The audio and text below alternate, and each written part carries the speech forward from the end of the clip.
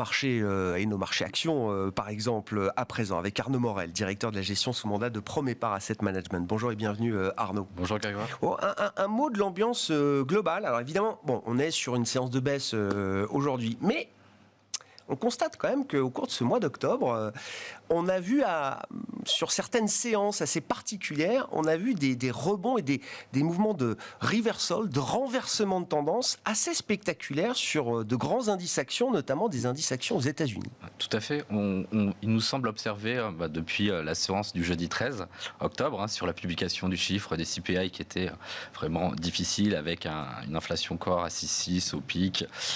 Mais par contre, c'est vraiment les mouvements intraday qui ont eu lieu, notamment sur le Nasdaq. On a eu un mouvement entre le pic et le point bas de 6%, une amplitude quand même importante, et on finit en territoire positif. Non mais important Arnaud, il faut quand même, c'est presque historique. On a vu, 5% d'écart sur le S&P 500 sur cette séance du 13 octobre, 6% sur le Nasdaq.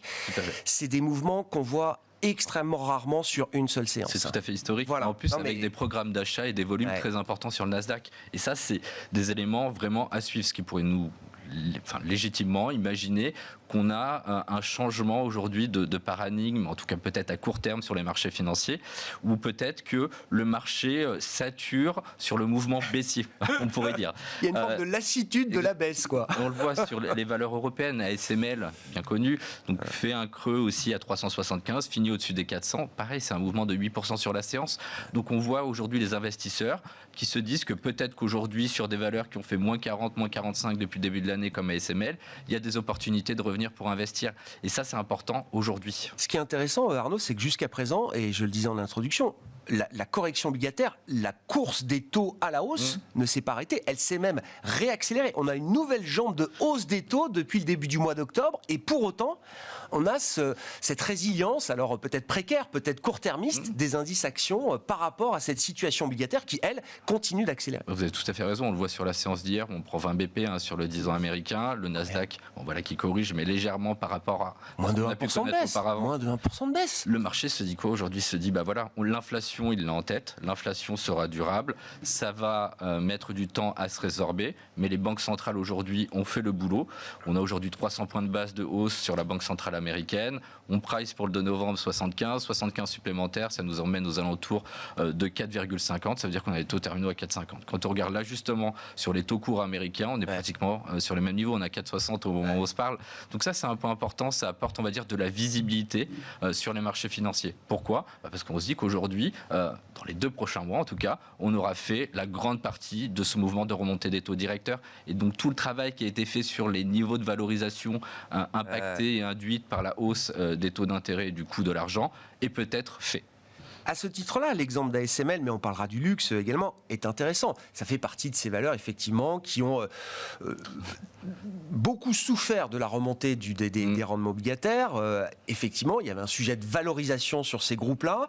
Quand on regarde les publications d'ASML dans la technologie, de LVMH, de Hermès, dans le luxe notamment, qu'est-ce qu'on peut dire des fondamentaux de ces entreprises, maintenant que la question de la valorisation a été au moins en grande partie traitée, peut-être? Ce qu'on voit déjà, c'est que les sociétés leaders, elles délivrent.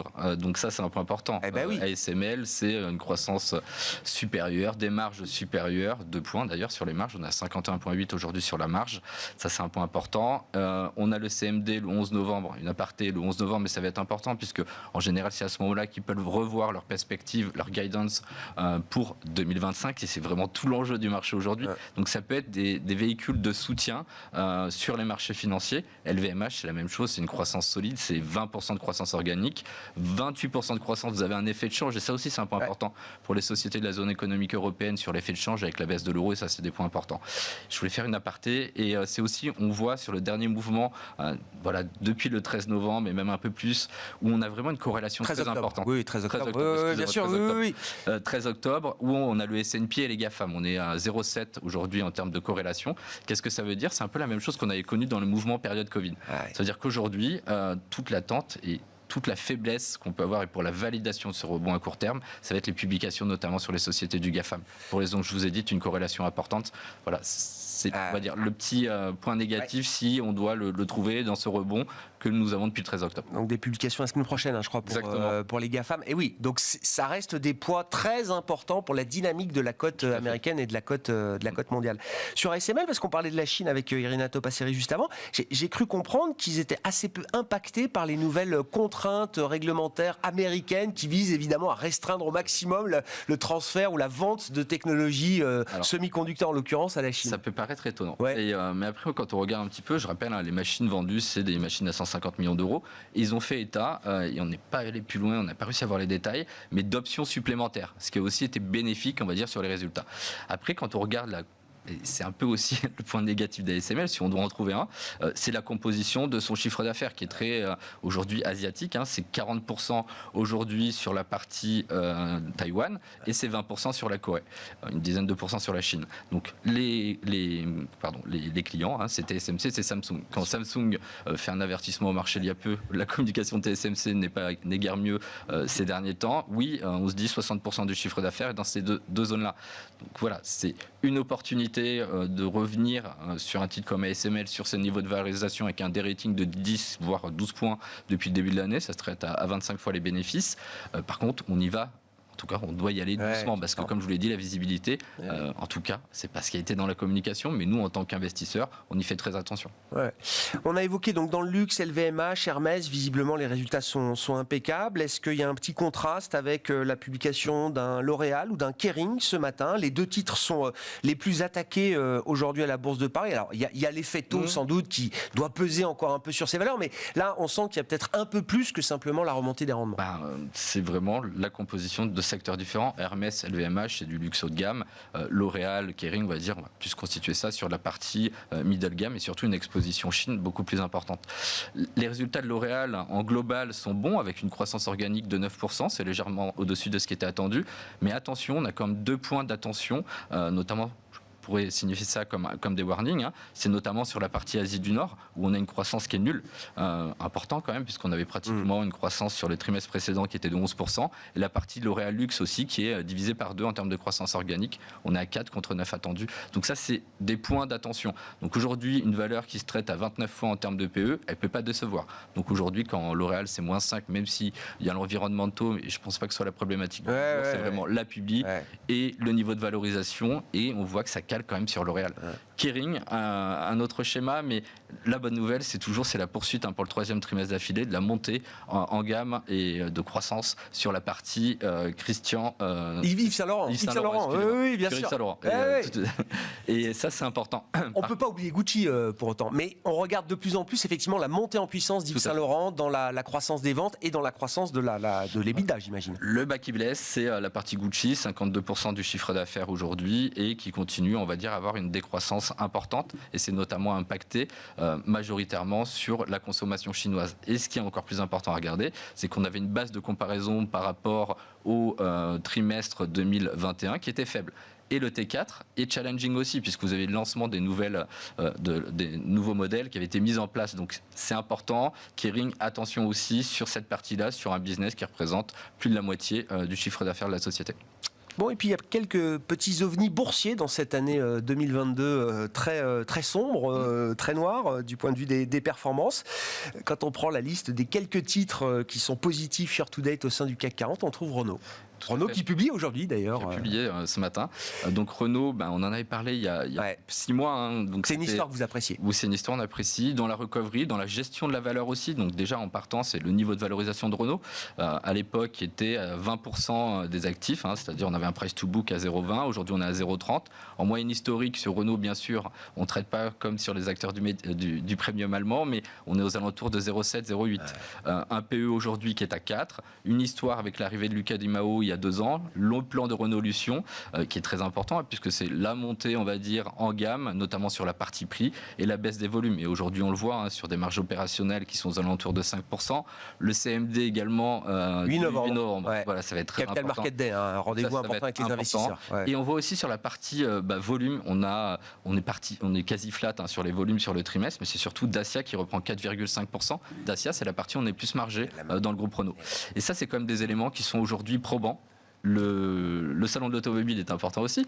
Vous avez l'annonce de 11 nouveaux modèles d'ici 2025 qui vont être lancés. Le retour des véhicules stars sur des modes électriques comme la 4L. Enfin, c'est des points intéressants. En fait, on va dire que c'est des choses dans une société qu'on pourrait qualifier de belle endormie. Enfin, des nouveautés qui vont faire du bien. On revoit un petit peu ce qui a été fait il y a quelques années chez Peugeot, au groupe Peugeot. Bien sûr, ils regagnent en désirabilité, en fixation de prix, de la marge chez Dacia et une nouvelle manière d'opérer avec Nissan. Est-ce que ça plaît, ça aussi, aux investisseurs, Exactement, Arnaud ? ça peut être la bonne surprise. C'est un peu la spéculation qu'on a eu sur les 10 derniers jours et le bon run, on va dire, boursier de Renault qui a pris quasi 10%.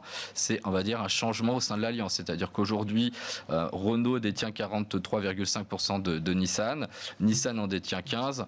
L'idée, c'est aujourd'hui de revenir, de redescendre le groupe Renault en participation sur 15%. Donc de récupérer du cash, c'est sûr que c'est peut-être pas le meilleur moment parce que le cours Nissan est quasi au plus bas, mais c'est quasiment, on récupère quasi 6 milliards de cash, mais c'est surtout une poursuite, on va dire, au sein de l'alliance. C'est-à-dire que Nissan prendrait une participation au sein de la partie électrique du groupe, et ça c'est très important puisqu'il ne faut pas oublier que Nissan détient NEC qui est le producteur de batteries électriques. Donc ça c'est important. C'est pas du tout un détricotage de l'alliance. Non, pas du tout. Je pense que c'est même une maximisation des synergies futures. Après, il y a tout l'enjeu politique, pour les raisons que vous connaissez, notamment avec le gouvernement japonais. L'histoire Monsieur Ghosn, en tout cas la fin du mandat de Monsieur Ghosn qui a été entachée par ces histoires. Donc oui, une belle histoire en termes de valorisation, un management qui fait le boulot, le retour au free cash flow positif pour 3e trimestre d'affilée, des niveaux de marge qui sont en constante progression, les véhicules Dacia qui continuent à avoir des volumes importants et c'est là où on a les marges les plus relutives, et un changement en termes de capitalisation et peut-être un capital beaucoup mieux employé par le groupe Renault. Une dernière question, Arnaud. Comment on traite un client qui a du cash à investir aujourd'hui, après ce qu'on a vécu depuis 12 mois maintenant ? Alors, ce qu'on a fait pour nos nouveaux clients, on a investi, on a un peu patienté au cours de l'été, on a eu tort, puisqu'il y a eu un beau rallye. En général, ce qu'on fait... Jusqu'à mi-août. Ouais. On fait, en général, un client arrive, on investit un tiers. Normal, vous venez sur les marchés, en tout cas sur les marchés actions, c'est l'idée, vous venez pour investir, donc on investit un tiers et on retravaille le reste des positions sur les mois qui suivent.